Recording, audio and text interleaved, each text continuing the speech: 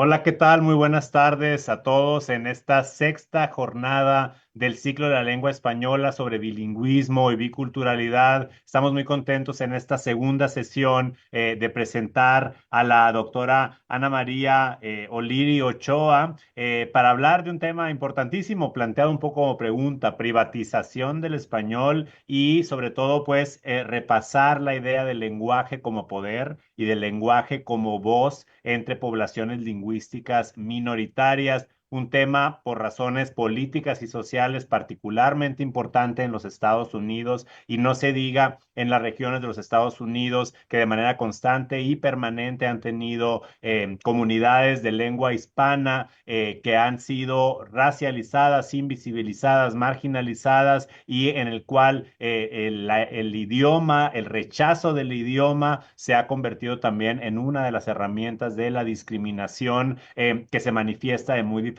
maneras. Un lujo esta segunda sesión, poder escuchar a la doctora Oliri Ochoa, quien es una gran especialista tanto en estudios mexicoamericanos y en muchos temas más, y va a ser una delicia para todos poderla escuchar, y sobre todo para quienes nos estén escuchando, compartir estas conversaciones. Lo más importante, me parece, es que las conversaciones que tengamos sobre la lengua, sobre la biculturalidad, sobre nuestro bilingüismo, las compartamos, porque también es muy importante que nuestras conversaciones sean justo edificantes, edificadas, que busquemos a personas que han estado pensando y escribiendo y analizando sobre estos temas, porque pueden informar muy bien nuestra opinión, y sobre todo que sigamos disfrutándonos como personas bilingües, encontrando mucho orgullo y mucho poder en ello cuando otros encuentran una razón para el desprecio o el rechazo. Así que muchísimas gracias a la UNAM Tucson y a la UNAM San Antonio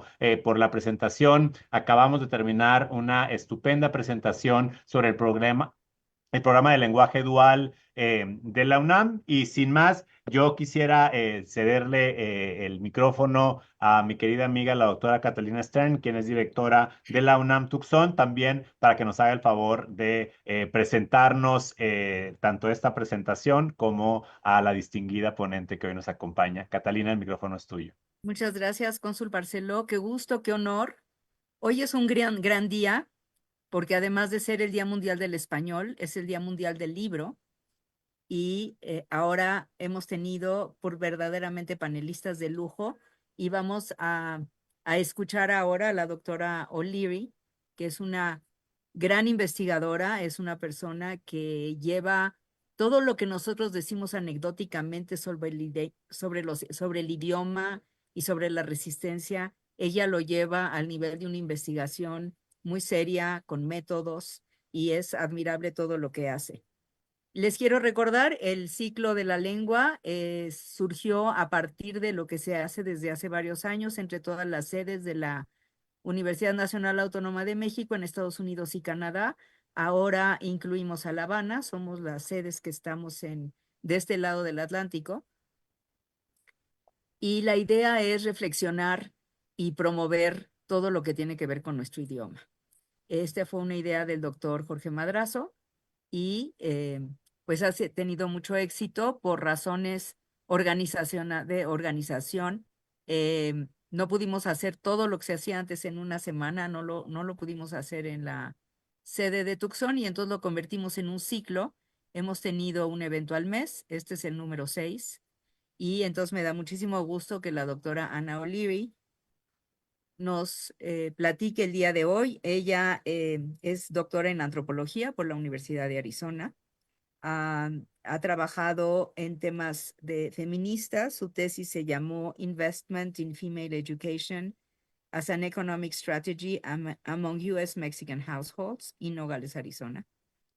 Ella además es la jefa del Departamento de Estudios Mexicanoamericanos y además es parte del Binational Migration Institute. Así es que se imaginan que es una experta en temas de migración, en temas de feminismo. eh, y este tema me encanta. Ella da una clase que se llama Latin American Migration and the Remaking of the U.S. Tiene un libro sobre estudios chicanos y también tiene un libro que curiosamente yo leí antes de conocerla, que se llama Uncharted Terrain, Nuevas direcciones en la investigación sobre la frontera y la ética. Entonces, lo importante es que le escuchemos a ella. Tiene un currículum muy vasto, ha sido eh, premiada por Fulbright y pues es un personaje muy importante en la comunidad. Yo le he escuchado dar una plática muy, muy interesante sobre la migración de retorno y el problema de los jóvenes cuando regresan a México.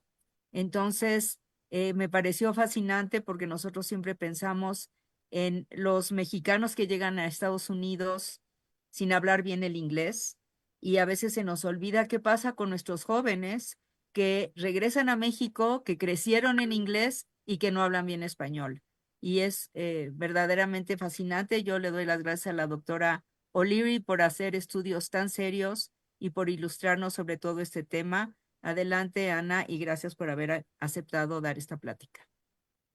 Muchas gracias, Catalina, al señor cónsul, muy agradecida por haber sido invitada y saludos a todos los que nos acompañan hoy y pues es realmente un honor poder platicarles algo que a mí me interesa mucho y sobre todo mucho lo que he vivido, que ahora sin decir que estoy más allá que para acá, que es parte de la historia, ¿verdad? Parte de la historia estadounidense y tanto como de México. Entonces voy a compartir mi pantalla. Am, a ver,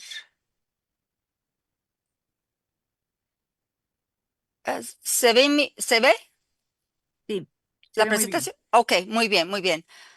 Bueno, entonces, sí, soy Ana O'Leary, soy profesora y jefa de departamento, profesora de estudios mexicoamericanos.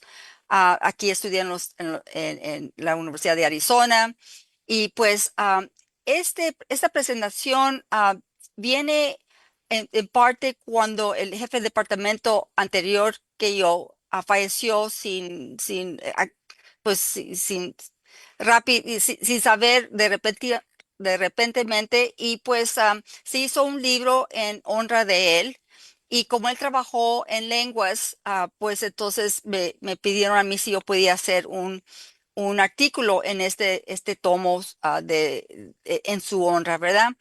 Y el título, y voy a avanzar aquí, el título es aquí sobre ah, perdón, ¿qué pasó aquí? Yo creo que sin querer. Mm, perdón, ya me perdí aquí. Entonces la idea de privatización, si uno conociera a Richard, el que fue jefe de departamento, siempre, siempre era tenía un sentido de humor poco raro y curioso. Entonces, en este artículo, una de las cosas que me puse a pensar es que sí, a lo mejor estaba de broma cuando dijo lo de privatización del español, pero al leerlo, pues ya como que tenía sentido en mucho sentido. Entonces, de eso vamos a platicar en esta presentación. Primeramente, yo creo que hay unas definiciones sobre de qué son los pedazos de esta presentación. Ah, Primeramente, poblaciones minoritarias. Muchas personas piensan que minoritaria quiere decir cantidad, ¿verdad? Que somos menos ante otra población. Pero realmente la idea de ser una población minoritaria quiere decir que históricamente es una población discriminada, ¿verdad? Podemos ser mucho de número, como en África del Sur, donde son más negros que blancos, pero siguen siendo minoritarias, ¿verdad? Por la discriminación, por el tratamiento a través de los años, de las décadas, de los siglos. Am, Privado y público se refiere a la idea de que en Estados Unidos hay mucha preocupación entre conservadores sobre el uso de fondos y recursos públicos o privados. no les gusta que usemos los fondos públicos, que son el acumulo de impuestos, para apoyar poblaciones que ellos creen que son no deseables, poblaciones no deseables o extranjeros, ¿verdad? Entonces eso cabe mucho en lo que platicamos sobre los mexicanos, sobre descendientes de los mexicanos, que a veces los confunden con mexicanos, que vemos siendo la misma población. Ah, nosotros, yo, su servidora, soy mexicoamericana, soy hija de padres mexicanos. Mi papá sí nació en los Estados Unidos, pero él también era descendiente de padres mexicanos y mi mamá era mexicana, ¿verdad? Entonces, así es muy típico acá que eh, ah, somos una, dos, tres, no sé cuántas generaciones, pero seguimos siempre una afiliación con esa descendencia, esa herencia, de cual la idioma es parte de nuestra identidad, puesto que en casa muchos de nosotros así aprendimos inglés. Posiblemente poco pocho, poco medio mal, pero sí aprendimos cuando menos para poder comunicarnos con nuestros familiares, visitas a México, o ellos los visitan a nosotros, pero en esa forma los hemos comunicado y por eso ha sido importante, es parte de la identidad. Ah, el artículo que les referí, aquí lo tengo nomás citado. Si alguien lo quiere, se los puedo enviar también si gustan. Bueno, hay unos antecedentes muy interesantes y pues no sé, hay muchos antecedentes históricas que nos ayuda a explicar cómo hemos llegado a este punto, ¿verdad? Bueno, viendo de lo más atrás, ha habido siempre generalmente una represión grande de poblaciones minoritarias, como una consecuencia de la colonización, ¿verdad? Siendo cualquier idioma, ¿verdad? Ah, se van perdiendo los idiomas con la colonización. Ah, en el caso de mexicoamericanos, hay una colonización que le dicen interna, puesto que estamos acá, pero siempre fuimos colonizados en el término capitalista. Y luego también tenemos una represión a partir de 1848, cuando se firmó el Tratado de Guadalupe Hidalgo. Entonces fuimos una población no deseable. Entonces hubo mucha represión, incluyendo lo del uso de la lengua. Había leyes, por ejemplo, en Texas, en donde se prohibía una enseñanza en español, ¿verdad? Siendo que de un día para el otro ya estábamos de este lado, ya no se habla español, cosa que no es lógico porque toda la población habla español. Así que hubo ciertas leyes que prohibían el habla de español en las escuelas. Así que en un artículo por Degollado 2022, ahí se explica cómo estas poblaciones, cuando pues niños en las escuelas, pues ya no podían asistir a las escuelas de puro inglés, porque pues fue eso que nadie sabía cómo hablar el inglés, cómo van a funcionar, que se establecieron muchas escuelitas a través de todo Texas para poder enseñarles a los niños a escribir y leer en español, puesto que era su idioma paterna, hasta que ya aprendieran cómo leer y escribir, entonces ya entraban a las escuelas regulares, ¿verdad? Entonces así no se atrasaban tanto y no nomás los mandaban a las escuelas sin saber que no iban a poder funcionar en esas escuelas.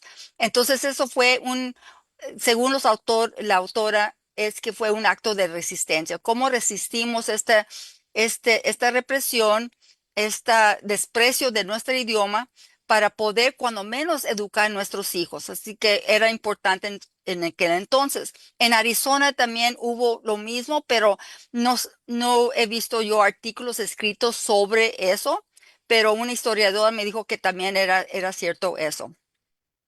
Entonces, esta represión pues realmente sigue por muchos años hasta que por fin con poder dependerse con hablar inglés y español. Entonces hubo mucho retraso y luego hubo además, como de remache, una represión nacionalista en los 40 y los 50 durante las guerras mundiales, ¿verdad?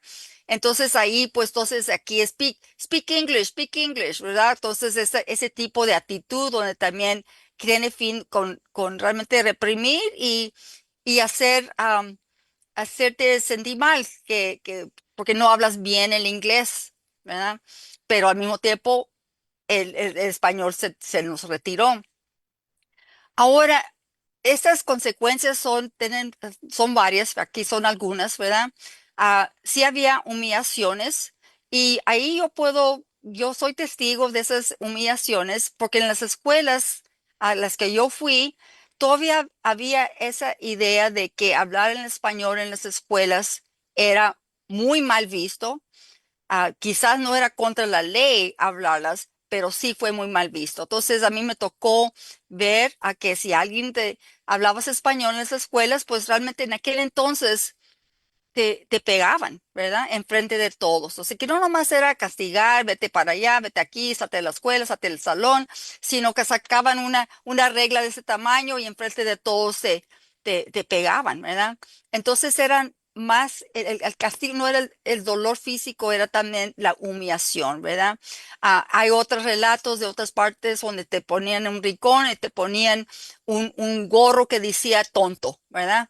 Entonces todo era por hablar en español. Entonces lo que ahí pasó, entonces hubo una autorrepresión, donde los padres de familia pues no querían que le pasara eso a sus hijos, que accidentalmente hablaran en español por aquí, por allá, jugando, porque no digo en la clase, pero puedes haber estado en el campo de juego jugando con otros niños, hablando en español, y con eso si te oían, pues ya te tocaba el mismo castigo. Entonces tenían tanto miedo de eso, entonces ellos mismos dejaron de hablar español a los hijos, entonces muchos de mi generación se les olvidó cómo hablar español porque los papás no tenían mucho miedo. Yo tengo muchas amistades que hablaban español, que no hablan español, a veces no hablaban español hasta ya de grandes, ya después ya los vi de adultos porque otra vez empezaron a hablar español, pero desde que los conozco no hablaban y lo hablan ahora más pocho que yo, pero en fin, eso es lo que fue pasando. Entonces, muchas veces piensa uno, es que no quiere hablar español. Pues es que no queremos, pero hubo consecuencias muy severas. Am, Hubo otras formas otras consecuencias. Tenía uno menos poder ante la sociedad civil para poder abogar por uno mismo, así que la voz política se fue disminuyendo. Una de las primeras periodistas, mujer, jovita edad de Texas, empezó a escribir sobre la importancia de los padres que le hablaran español a sus hijos, que no se les olvidaran las raíces, ¿verdad? Entonces, desde aquel entonces ya se señalaba, oye, estamos perdiendo algo, pero no se dejen, no se Entonces era una cosa de resistencia, seguir hablando español, aunque sea entre el grupo de uno, estando muy consciente de que a veces en las escuelas ya no permitían hablar español. Entonces, el doctor Rees, en su artículo de privatización, dice que sin querer, con el movimiento que después promovió el bilingüismo, entonces ya el gobierno, por ejemplo, con el movimiento que ya empezaron a implementar leyes que facilitaba el bilingüismo, con las leyes, con apoyos. Entonces ahí lo que pasó según él, se fue abandonando un poco el control que tenía la familia de poder promover el bilingüismo, porque ya las escuelas se habían hecho a cargo de eso, ¿verdad? Entonces tiene un ejemplo muy interesante, que en Wisconsin, en partes en Pensilvania, se hablaba mucho el alemán, ¿verdad? Entonces, las escuelas enseñaban alemán, los niños salían perfectamente bilingüe, alemán y el inglés, hasta que empezó la Segunda Guerra Mundial. Entonces, como que ya mejor no hablar alemán porque no los queremos a los alemanes por los nazis, ¿verdad? Entonces ahí indica que hay una fuerte conexión entre el idioma y la política, ¿verdad? Entonces, Entonces, el problema es si uno deja que alguien más controle a quién y cómo, cuándo se habla español, si lo dejas que el gobierno más o menos se haga cargo, pero entonces cambia el gobierno, pues ahí está entonces el problemita, ¿verdad? Entonces sigue siendo un problema en otras formas. Ah, en los 60 ahí empieza un poquito una contramovimiento de la represión, del nacionalismo, de los 40, 50.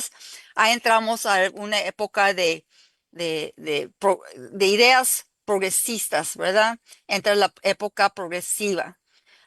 Y esos fueron los movimientos sociales para la votación, para los derechos civiles, los derechos culturales. Entonces hubo mucho movimiento y ahí va entrando entonces leyes de acuerdo a esa forma de pensar más progresistas. Ahí es donde ya entra el gobierno pues a facilitar, apoyar el aprendizaje en otro idioma, como entró el Bilingual Education Act, ¿verdad? Entonces se implementó esas políticas. Muy bien, felices todos, ¿verdad? Es más, aquí con un punto pequeño, importante, es que aquí de Tucson salió la idea de que el bilingüismo ayuda a estudiantes a aprender en dos idiomas siempre mientras que los dejes aprender en su idioma materna. De ahí, pues entonces saltan a otros temas, otras materias, pero si le quitas el bilingüismo, entonces ahí hay un retraso. El arquitecto de esa ley que tuvo éxito en el 68 es aquí una persona de Tucson, Adalberto Guerrero, ¿verdad? ¿Quién fue ahorita el centro de estudiantil de estudiantes latinos? Tiene su nombre, es el centro de Ana y Alberto Guerrero, y fue en parte por todo el trabajo que él desempeñó para tener un acto a nivel de Congreso para apoyar el bilingüismo y el aprendizaje de los estudiantes. Am, eh, entonces, hay otros. Aquí yo creo que se me fue, no quise poner el movimiento English Only, ahorita voy a hablar de eso, pero otras cosas progresistas. El movimiento English Only no es progresista, es regresista. Ahorita regreso a él. Um, pero también hubo el Elementary Secondary Education Act del 65, Higher Education Act del 65 también. Todos estos eran formas de poder, cómo invitamos a estudiantes que son minoritarios, lingüísticas, por su etnia, por su identidad, cómo facilitamos que entren a las universidades. Um, Hubo también unas demandas que fueron importantes, ¿verdad? En el 73 hubo una demanda en contra de Portales Municipal Schools porque decían que estaban violando el Bilingual Education Act, ¿verdad? Pues todos están apoyando eso. En Lau versus Nichols también, eso fue un niño que hablaban no sé qué dialéctico chino, pero en California, entonces también ahí se apoyó y de ahí pues ya afirmó que el bilingüismo pues ya era ley de la ley del país. Entonces aquí es donde está la reacción conservadora, ya un par de décadas después, ¿verdad? Aquí es donde entra el movimiento solamente inglés, ¿verdad? Empezó en Florida, entonces se fue desparramando. En Arizona adaptó esta idea de solamente inglés en este estado. Hubo una estrategia también que esta onda conservadora, la estrategia era quitarle dinero a las escuelas que no obedecen los dictámenes del Estado, no federal, del Estado. Entonces hubo un caso muy importante de Horn v. Flores en 92. Había un programa muy exitoso en la High School de Nogales, aquí en la frontera. Entonces, pero no les gustó eso de que estuvieran hablando los dos idiomas. Entonces el Estado, a través de Tom Horn, les quitaron el dinero a las escuelas, ¿verdad? Entonces hubo una demanda. Una niña Flores demandó a Horn por quitar el dinero. Ese caso duró 12, 15 años para resolverse. Ya para entonces, pues, ya para entonces muchos niños, ¿cuántos niños pasaron por esas aulas y ya no recibieron esa educación porque tuvieron que parar por menos que se resolvía el caso?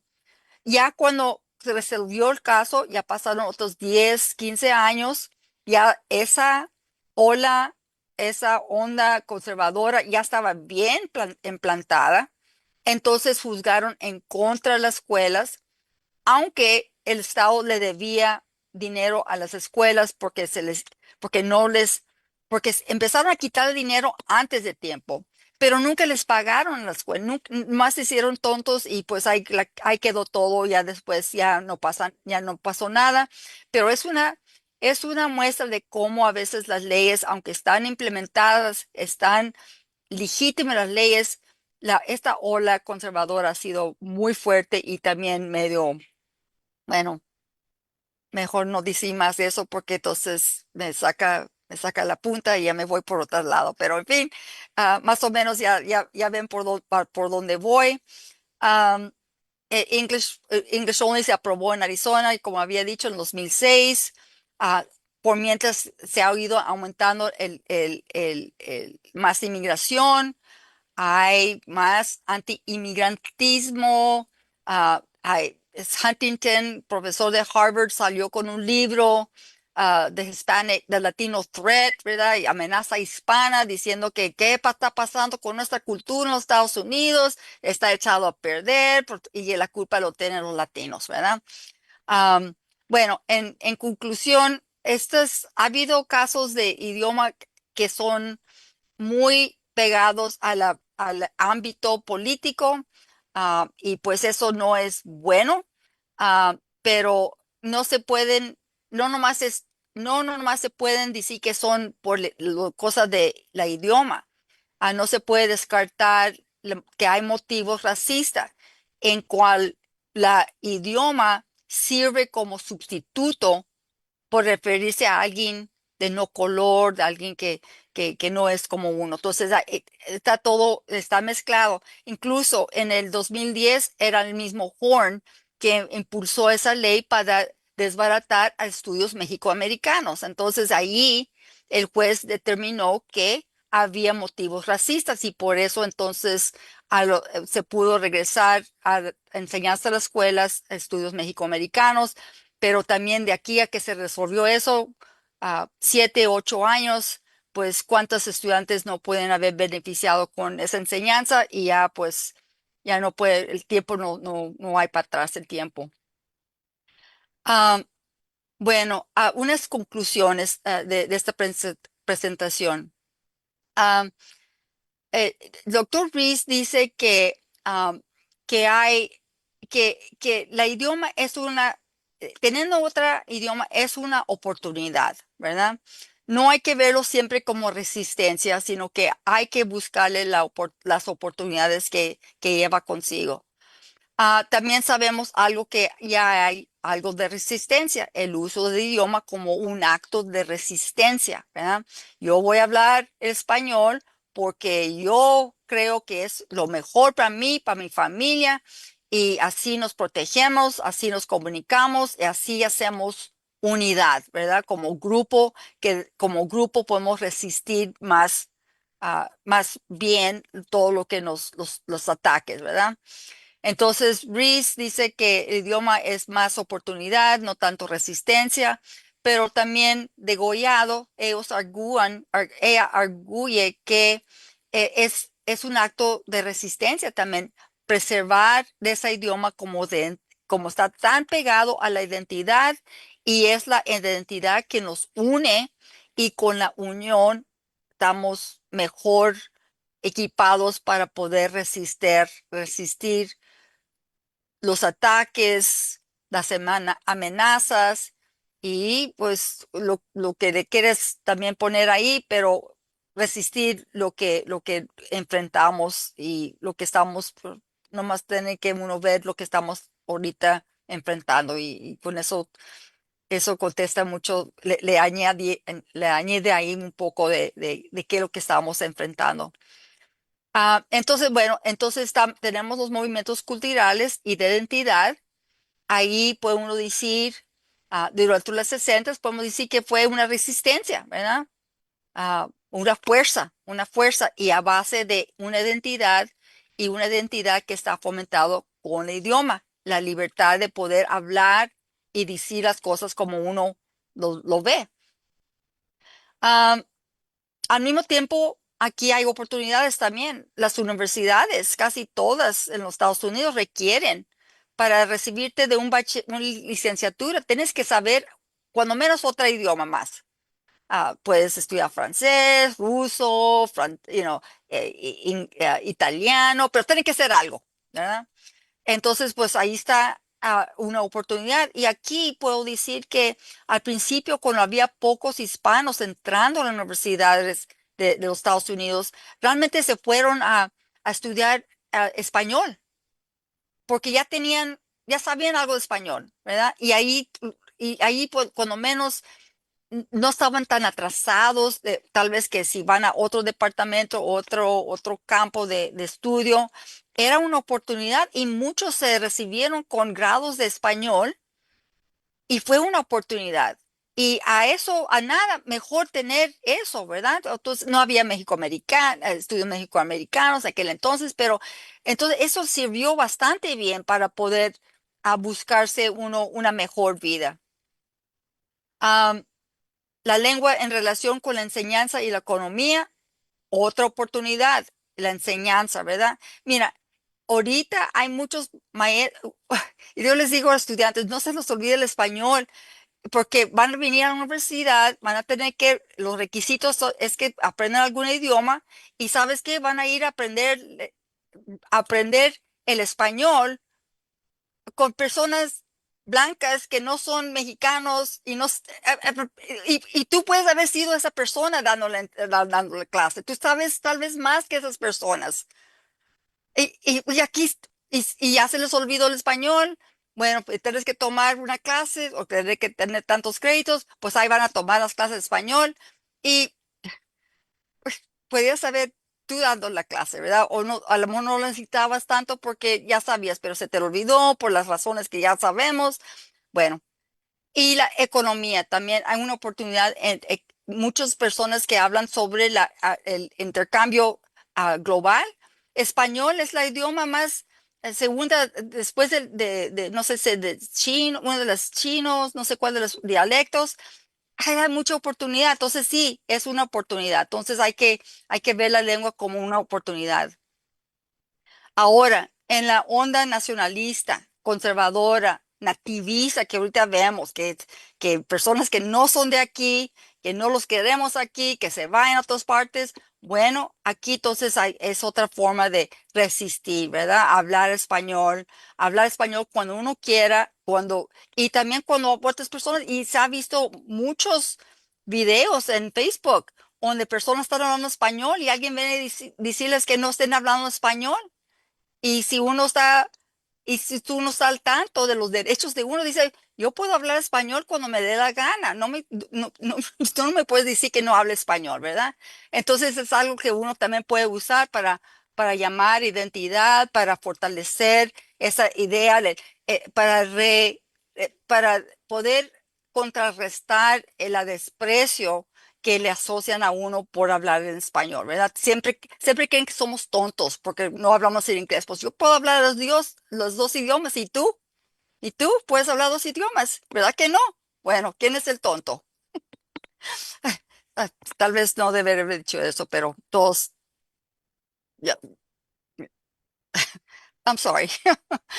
Ah, bueno, entonces esas son las conclusiones más o menos de esta presentación y pues termino con esto. Yo creo que nos queda, estamos como a media hora, para poder tener un diálogo. Me gustaría escuchar, saber algo de lo que ustedes piensan Es un tema que siempre, siempre en mis clases, cuando hablamos del idioma, siempre hay mucha discusión de todos los temas. El momento que hablemos de dos idiomas, no sé por qué, pero todo el mundo tiene una opinión, todo el mundo se relaciona con algo del idioma, pero siempre es un diálogo donde más que, no sé si que les gusta más a los estudiantes, pero tienen más que decir sobre el tema. Y por último, nomás quiero decir lo que dijo, nomás lo que Catalina mencionó al principio. Ahora estamos viendo lo que es la reversa.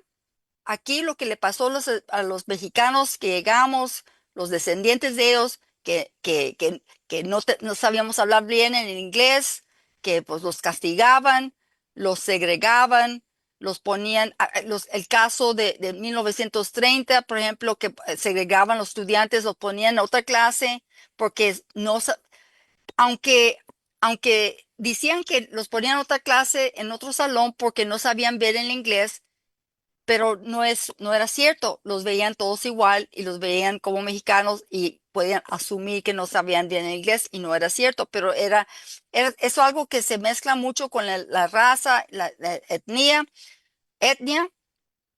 pero, pero ahorita estamos en un momento en donde el idioma también resume algo de importancia porque es tan fuerte asociado con la identidad de uno, aunque no lo sepas hablar bien, ¿verdad? Ahora es una forma como una herramienta para poder unir, para poder ser parte de algo más grande. Y yo creo, yo más les animaría a todo el mundo que pues sí, apoyar a los estudiantes que regresan de aquí a México, que por las leyes, por las condiciones acá, que no han podido aprender bien el español, se ve en reversa lo que nos pasó a nosotros aquí hace unas décadas. Ahora regresan ellos a México, no saben bien el español y también son criticados. ah, Les llaman pochos, así como los hablaban, los decían a nosotros. Y hay que poner más esfuerzo para poder cultivar una población que ya sabe dos idiomas, ¿verdad? Para fortalecer también las oportunidades, la economía, la enseñanza, los requisitos de lo que es un mundo global, ¿verdad? Instituciones que están más y más globalizadas. El problema más grande que vemos en ese estudio es que es el obstáculo más grande, más fuerte, pero también son los que han podido con el tiempo pues ir resolviendo, pero lo han tenido que hacerlo en una forma privado. Otra vez, regresando a la idea, es no con uso de recursos públicos, pero dentro de su hogar, en la forma que ellos lo pueden hacer a solas con ciertas otras personas que también saben inglés, pero debería de haber un poquito más apoyo para los estudiantes que han regresado. Entonces, ahí termino con la presentación. Aquí está mi correo electrónico si quieren que les mande algunos artículos que los cité. Quedo a la orden. Voy a, voy a parar mi um, stop share. Ok. Pues muchísimas gracias, Mm. Ana. Muy interesante todo lo que has dicho, toda la historia pues de lo que ha sido el español como resistencia, además del español que, como bien dices, es una oportunidad. En la mayor parte del mundo pensarían que si eres bilingüe es mejor que no serlo. Yo creo que, como alguien comentó hace rato, el cónsul Lee comentó como en Europa es normal hablar muchos idiomas y a nadie le dicen que no puede hablar algún idioma. Y aquí en México no se hablan muchos idiomas y en Estados Unidos tampoco. Yo creo que es algo que hay que promover. No sé, Mauricio, si hay preguntas, comentarios. Ana Silva pregunta, ¿cuál es la mejor estrategia como maestra para motivar a los jóvenes a hablar español y valorar su herencia? Pues yo diría, bueno, cuando, eh, yo creo que lo mejor estrategia es ser un modelo, ¿verdad? Ah, Muchos estudiantes se avergüenzan que no saben hablar español, siendo que son de familia. Entonces, ese es un obstáculo. No deberían de sentirse así. Ah, Al saber la historia de por cuál quizás no saben el español, yo creo que con eso les ayuda, con aprender su historia es valorar la, la herencia, ¿verdad? Por ejemplo, cuando leemos el artículo de Goyao de las escuelitas en Texas, ¿verdad? Ah, entonces es algo, ten- así que la historia de los mexicoamericanos de Estados Unidos, sí hay mucha tragedia, ¿verdad? Hay muchos maltratos, hay muchos abusos. Eh, pero también, por otro lado, y trato, por ejemplo, en mi clase enseñar, bueno, hay esto, pero ante esto malo, hay esto bueno. La resistencia, sí, claro, personas mueren como en cualquier movimiento de resistencia y aprendemos algo y al aprender algo los fortalecemos, ¿verdad? Entonces yo creo que es importante para, volviendo a la pregunta, modelar lo que es una realidad. Soy de madre mexicana, hablamos español en mi casa, mi papá los hizo hablar español porque no vamos a hacer la mamá a un lado porque estamos hablando todos en inglés, ¿verdad? Hace cosas de respeto por honrar la herencia de uno. Entonces yo creo que cosas así les explico a los estudiantes, ¿verdad? Les explico que cuando fui en el kinder que no sabía hablar en español, en inglés, y me dijeron, bueno, los vamos a tener que hacer, vamos a tener que repita el kinder, ¿verdad? Y eso así les han pasado a muchos mexicanos, ¿verdad? Y luego después ya se quedan avergonzados, ya son grandes y no han progresado porque no saben bien el inglés. Pero mi papá, en el caso mío, mi papá me fue a ver el superintendente y le dijo, por qué quieren detenerla a un grado? Si mi hija está bien inteligente, ¿qué están? No, es que no sabe el español. Y es, es una escuela aquí, ¿verdad? Y le dijo, pues sí, es una escuela aquí, pues entonces enséñenle, ¿verdad? Es bien inteligente, vas a ver, ¿verdad? Entonces, esos son actos chicos de resistencia, como no tan fácil, me van a decir qué hacer o qué no hacer, pero así como como en esa experiencia, hay muchos otros que por vergüenza, porque no quisieron hablar, no pudieron, no encontraron la forma de alegar, por abogar por sí mismo, ¿verdad? Y no debe de ser así, debe ser donde automáticamente te consideran y te escuchan, pero no ha sido siempre así. Y estos son momentos de resistencia que cada uno de nosotros podemos hacer. Posiblemente no es una revolución grande, pero son actos chicos. Entonces, una clase, una plática con un estudiante, explicándoles, o ojalá que tomen la clase, que puedan leer y mira, en fortalecerse para poder hablar, porque eres conocedora de la historia y conocedora de lo que ha pasado y lo que cómo hemos resistido, ¿verdad? Yo creo que somos un departamento muy chico, no tenemos tantos estudiantes así, pero yo creo pero cabe señalar que en todos, siempre, cada semestre me toca dos, tres, cinco, seis estudiantes que dicen, ¿sabes qué? No sabía yo nada de esto. Y mi mamá es mexicana, o mi papá es mexicano, o, mi mamá es mexicana, mi papá es anglo, pues, y se va perdiendo, pero pues tienen la curiosidad y yo creo que con eso son pequeñas victorias y si ese estudiante puede ir al mundo y saber cómo defenderse y defender a otros, yo creo que ya hice un buen trabajo ahí. Aunque no sabe uno siempre si así pasó, pero esto lo que uno puede hacer es darles algo de qué tener orgullo, contrarrestar ese desprecio que están sintiendo, que siguen sintiendo hasta ahora, explicar por qué después de que se firmó el tratado del Tratado de Guadalupe Hidalgo, por qué pasaron más de 100 años, 150 años y no se ve nada. Y pues están sobreviviendo, están haciendo la lucha para llegar a otro punto. Y tardó tanto tiempo así peleando todo lo que se les ponía enfrente. Entonces, es lo que tienen que saber, que tienen sus soluciones y las soluciones a veces quedan en ellos mismos.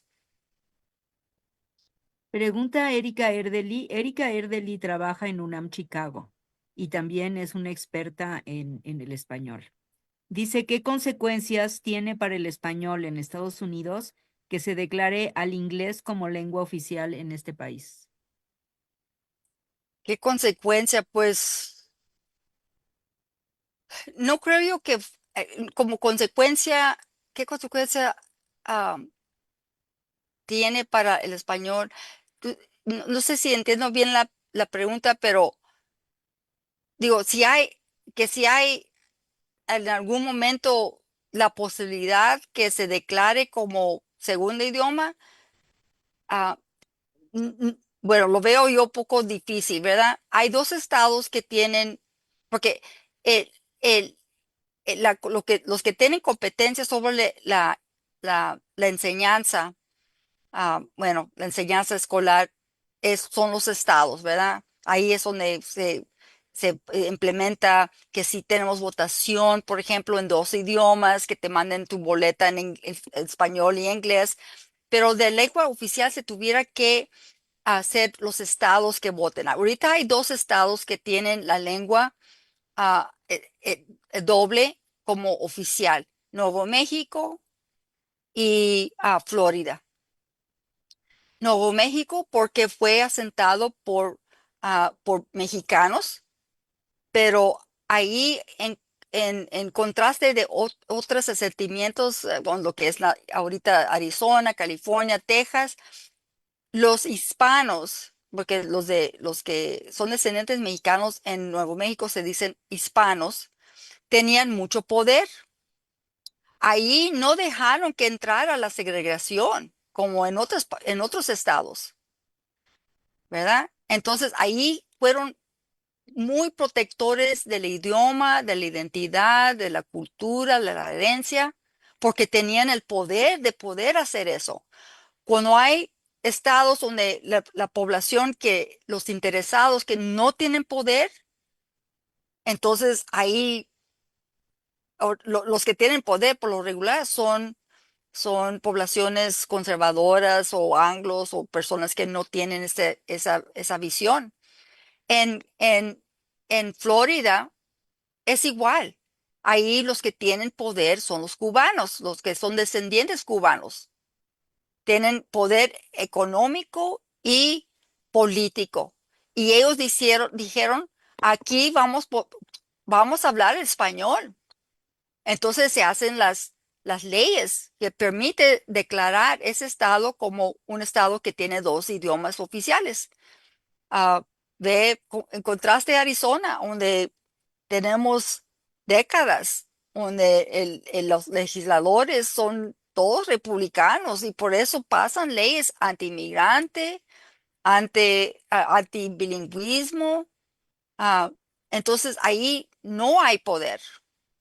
Mm, Y en otros estados tampoco hay poder. Entonces, o tienes que tener suficientes votadores que le gustan esa ley. Entonces, aquí pues somos reprimidos en muchas formas, ¿verdad? Entonces, yo no sé si te contesté la pregunta bastante bien, pero en el país, yo creo que más fácil se mete un cameo por el hoyo de una aguja, ¿verdad?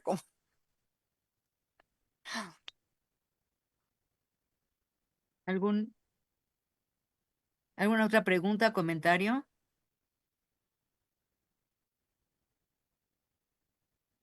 ¿No? Pues entonces, yo creo que la palabra final, muchas gracias, Ana, Ujú. es Muy, De muy nada. interesante, mucho que aprender. Y le doy la palabra al cónsul Lee para que, para que termine con broche de oro esta excelente sesión y este excelente día. Pues Creo que es muchísimas. importante el día de hoy. Es un día particularmente importante, así que le doy las gracias a UNAM San Antonio y desde luego a Ana, porque es muy ilustrativo para el Día del Español lo que ustedes organizaron para el día de hoy. Cónsul. Muchísimas gracias, doctora Catalina y también doctora Ana. Es un gusto que hayamos podido tener esta conversación entre tres instituciones tan sólidas de la mano de la UNAM en todas sus diferentes sedes. Pero bueno, qué orgullo tener a la Universidad Nacional presente de este lado de la frontera, qué orgullo que haya ese diálogo académico con la Universidad de Arizona. Y bueno, nosotros en el Consulado de México en Tucson felices de seguir facilitando este tipo de conversaciones y de reflexiones que son muy necesarias. Yo escuchaba a lo largo de la plática también estos pequeños consejos, ¿no? Que hemos llamado de resistencia, pero que a lo mejor para nosotros son muy elementales, son muy naturales, pero para muchas personas mexicanas, sobre todo de primera generación, que están sobre todo en regiones de los Estados Unidos donde tradicionalmente no ha habido una presencia de migrantes, es muy complicado sentir ese orgullo, encontrar la vía dentro de uno mismo, de uno misma para conectar con ese orgullo de hablar una lengua que tiene toda una carga cultural vastísima y que por supuesto pues tiene una presencia, sobre todo en el suroeste de los Estados Unidos, también antiquísima, ¿no? De siglos prácticamente. Entonces, le agradezco muchísimo esos pequeños consejos que nos ha brindado. Ojalá que caigan en muy buenos oídos. Y en efecto, también celebrar lo que usted muy bien comentaba, ¿no? Tener esta conciencia de que es un péndulo, ¿no? A veces se celebra más el multilingüismo, la presencia del español, la presencia de los hispanos, a veces es hacia el lado opuesto, pero yo creo que el mensaje que también transpira dentro de todo lo que nos ha compartido es que no hay que dejarnos vencer, no hay que dejarnos eh, hacer de un lado, no hay que sentirnos derrotados, no hay que sentirnos mucho menos apenados del idioma de nuestros abuelos o de nuestros padres o lo que escuchamos con las familias de nuestros amigos y con nuestros conocidos, porque esto está en constante evolución.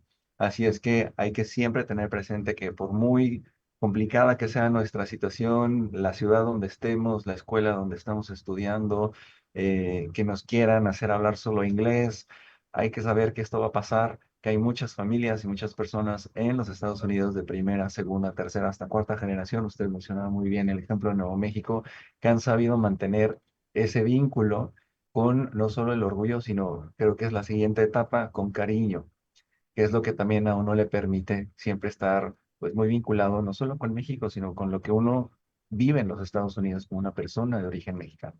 Así es que con ese mensaje yo no tengo más que agradecerle de nueva cuenta a la UNAM, particularmente a la UNAM Tucson, a la coordinación de la doctora Catalina Stern, también a la coordinación del doctor Arnoldo Bautista. Agradezco también a nuestro informático regional, Carlos Otero, por todo el apoyo que nos ha dado a lo largo de este ciclo, estando detrás de máquinas, detrás de cámaras, haciendo posible estas transmisiones. Invitamos a todas las personas a que vean simplemente la calidad de los ponentes que hemos tenido. Hace unas horas con UNAM San Antonio, ahora con la doctora Ana O'Leary de la Universidad de Arizona. Compartan todos estos videos, están disponibles en redes sociales, empápense y por supuesto aquí están las puertas abiertas, no solo en el Consulado de México en Tucson, también en la UNAM, que tiene ahorita un empuje fortísimo con la iniciativa UNAM Migrante. Estamos muy en coordinación para atender a toda la población mexicana en el exterior, pero particularmente en Estados Unidos, y no solo con servicios, no solo con información, sino también con esta otra parte cultural de vinculación con México. Así es que cerremos con mucho orgullo este día en que conmemoramos el Día del Libro, el Día del Idioma Español y de las Naciones Unidas, y pues qué mejor que de tener invitados de esta calidad para demostrar una vez más que el español se escucha, el español está vivo y tiene una convivencia hermosísima, plena y duradera con el idioma inglés. Simplemente ahí está el Spanglish. Así es que bueno, con eso cerramos y muchísimas gracias a todas las personas que nos sintonizaron. Nos vemos en la próxima transmisión del Consulado de México en Ok. Tucson.